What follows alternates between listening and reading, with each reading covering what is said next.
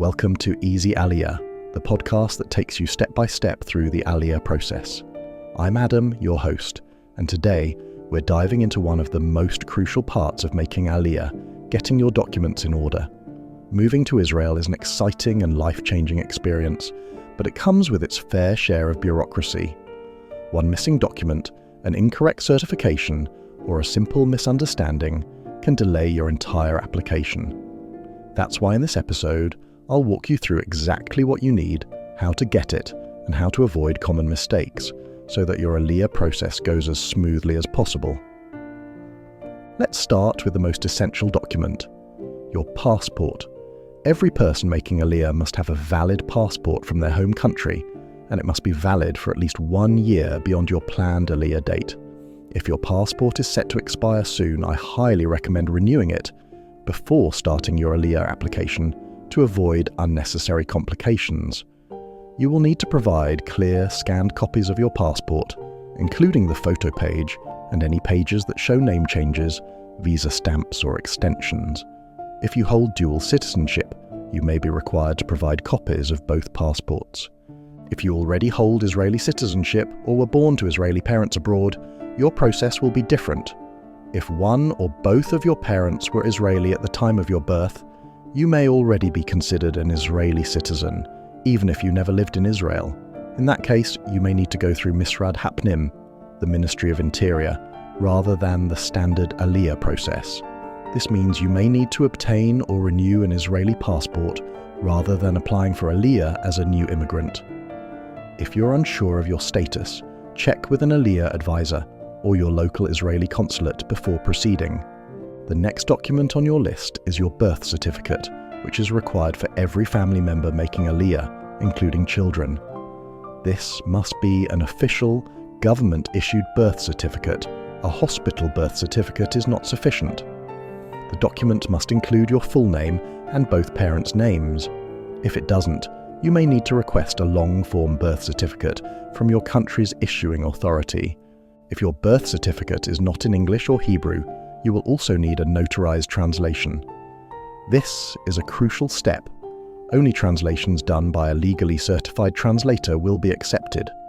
An incorrect or unofficial translation will not be recognized, so make sure your documents are translated properly to avoid unnecessary delays.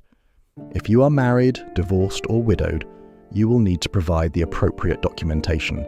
If you're married, you must present a civil marriage certificate.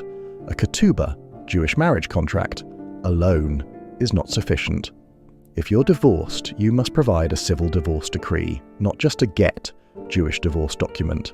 If you're widowed, you'll need to provide your spouse's death certificate. For single individuals, some applicants will be required to provide a single status certificate. This document is issued by your country's government and confirms that you have never been married. It may also be referred to as a Certificate of No Impediment, CNI, or a Certificate of Single Status, depending on the country. In some cases, Israeli authorities require this to ensure that you do not have a hidden marital status that could complicate legal matters in Israel. Just like with your birth certificate, if any of these documents are not in Hebrew or English, they must be translated and notarized. Also, depending on your country of origin, you may need to obtain an apostille to certify the document's authenticity. One of the most important parts of your Aliyah application is proof of Judaism. To qualify under the law of return, you must provide documentation proving that you are Jewish. The easiest way to do this is with a letter from a recognized rabbi. However, it's important to note that this letter is only valid for 1 year from the date it was issued. The letter must be written on official synagogue or community letterhead, include the rabbi's full name, signature, and contact details.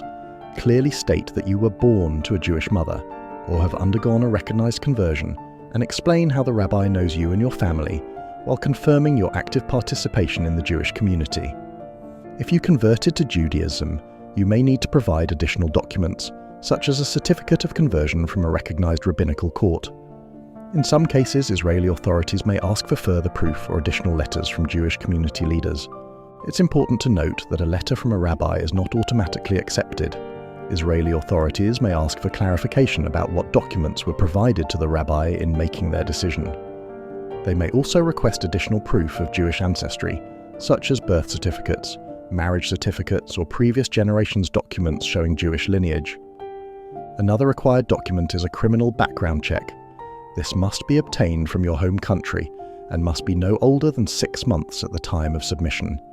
If you have lived in multiple countries as an adult, you may need background checks from each of them.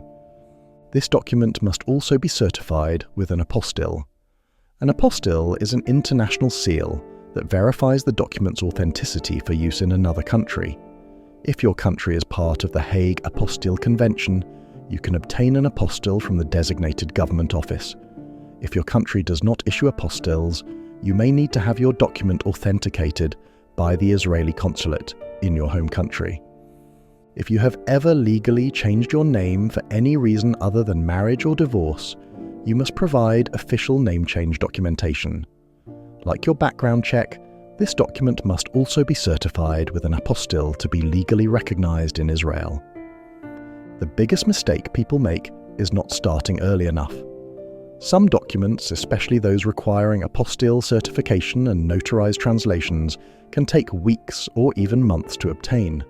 If you're serious about making Aliyah, start gathering your documents now. Make copies of everything, both physical copies and digital scans. Store them in multiple locations such as cloud storage, a USB drive, and a physical folder. Double-check expiration dates on your passport and legal documents. If anything is set to expire soon, renew it now to avoid complications later. Another important step is to consult an Aliyah advisor.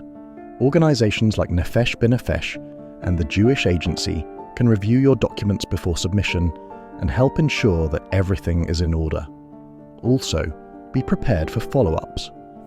Even if you submit all your paperwork correctly, Israeli authorities may request additional verification. Responding quickly will keep your application moving forward. Once all your documents are gathered and submitted, the next steps include scheduling an Aliyah interview, obtaining your Aliyah visa, and preparing for your arrival in Israel.